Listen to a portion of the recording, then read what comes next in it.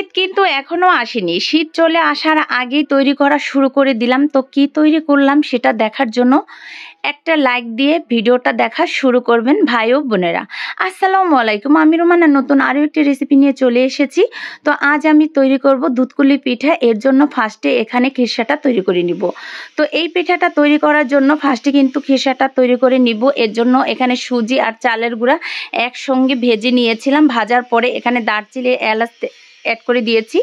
তো সুন্দর করে ভেজে নিয়েছি। ভাজার পরে অ্যাড করে দিয়েছিলাম চিনি দেওয়ার পর এখানে দুধ অ্যাড করে দিয়েছি। দুধটা দিয়ে তারপরে আমি এখানে অর্ধেকটা ড্যানিশ দুধও অ্যাড করে দিয়েছি। তো সুন্দর করে কিন্তু আমি খিরসাটা তৈরি করে নিয়েছি। তো খিরসাটা রান্না সম্পূর্ণ শেষ, একটি প্লেটে তুলে নিয়েছি। খিরসাটা এখন ঠান্ডা হবে। আর এরপর আমি পিঠাগুলো তৈরি করে নিয়েছি। তো ওখানে আমার আপু আর আমার শাশুড়ি পিঠাগুলো তৈরি করছে। আর এখানে কিন্তু আমি পিঠাটা রান্না করার জন্য এই তো রসটা তৈরি করব, এর জন্য পাতিলটা বসিয়ে দিয়েছি। এখানে পানিটা দিয়ে আমি দিয়ে দিয়েছিলাম দারচিনি এলাচ, তার সাথে অ্যাড করে দিয়েছিলাম চিনি। আর লাল চিনি দিয়েই পিঠাটা তৈরি করব। এই তো মাশাল্লাহ পিঠাটা কিন্তু অনেক সুন্দর তৈরি হয়েছে। আর সুন্দর করে পিঠাগুলো আপু কেটেছিল। আমার বড় আপু এই পিঠাটা তৈরি করতে পারে অনেক সুন্দর করে, তাই আপু থাকা অবস্থায় আমি পিঠা তৈরি করে নিলাম। তো পিঠাগুলো সুন্দর মতো কাটা হয়েছে। আর এখানে আমার রসটাও কিন্তু সুন্দর মতো জাল করা হয়েছে। এখন আমি পিঠাটা অ্যাড করে দিব। আর এখানে দিয়েছিলাম দুধ, লিকুইড দুধটা আমি আগেই জাল করে নিয়েছিলাম।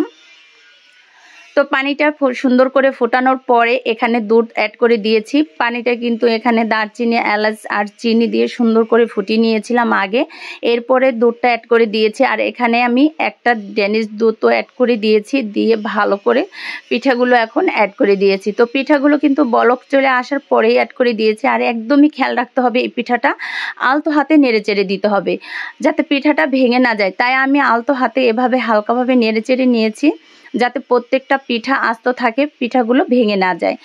আর এখানে বাকি যে দুধটুক ছিল সেগুলো আমি আস্তে আস্তে করে দিয়ে দেব যাতে পিঠাটা ঘন না হয়, মিডিয়াম এটা ঘন রাখতে হবে যাতে পিঠাটা খেতে দারুণ লাগে। একদমই রসমালার মতন কিন্তু এই পিঠাটা হয়ে থাকে। আর সুন্দর কিন্তু ঘ্রাণ বের হয়েছে। আর একটু দুধ বেশি দিলে পিঠাটা খেতে কিন্তু সবসময় মজা লাগে। তো এই দুধ, বাকি দুধের সাথে গুঁড়ো দুধ আধা প্যাকেট নিয়েছিলাম, 50 টাকা প্যাকেটের একটা গুঁড়ো দুধ নিয়েছি। সেই প্যাকেটের দুধটা সম্পূর্ণ অ্যাড করে দিয়েছি। দিয়ে দুধের সাথে ভালো করে মিক্স করে নিয়েছি। তো এখানে অ্যাড করে দিয়েছি। আর এই তো পিঠাটা রান্না একদমই সম্পূর্ণ শেষ। মাশাআল্লাহ দারুণ একটা ঘ্রাণ চলে আসছে।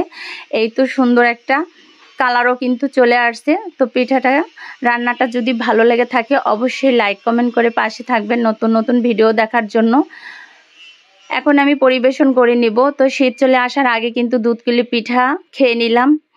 এখন আমি পিঠাগুলো পরিবেশন করে নিব। আর পিঠার কালারটা মাশাআল্লাহ একদমই রসমালার মতো হয়েছিল। এই তো উপর দিয়ে একটা সর পড়েছে। এখন আমি পিঠাগুলো একটি বাটিতে এরকমভাবে তুলে নিব। আর এই পিঠাগুলো একদমই আলতো হাতে কিন্তু সুন্দর করে বাটিতে পরিবেশন করে নিয়েছি। মাশাআল্লাহ সবগুলো পিঠাই আস্ত রয়েছে। ভালো থাকবেন, আল্লাহ হাফেজ।